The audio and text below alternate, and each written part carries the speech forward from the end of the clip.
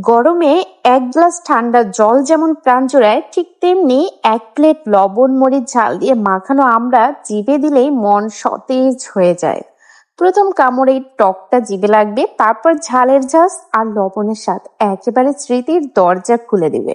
আর তা যদি হয় ঠিক ভর দুপুর বেলায়, তাহলে তো স্বাদ দ্বিগুণ হবে। আর আজকে আমি এই আমড়াটাই বানাচ্ছি ভর দুপুর বেলা। প্রথমেই আমড়ার গা থেকে তুলে নিলাম চামড়া, এরপরে শিল পাটার উপরে নিয়ে নিলাম আর শিল দিয়ে থেতলে নিতে হবে খুব ভালো করে আমড়াগুলো।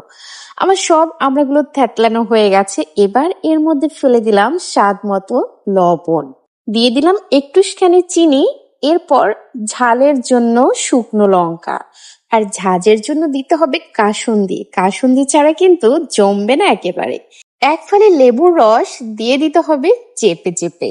এরপরে হাত দিয়ে ভালো করে মাখিয়ে নিন আর রেডি হয়ে যাবে আমাদের টক ঝাল মিষ্টি স্বাদের আমড়া মাখা। এই টক ঝাল মিষ্টি স্বাদের আমড়া খেয়ে জিভে লাগবে ঝাল, চোখে আসবে জল, আর মনে থাকবে হাসি।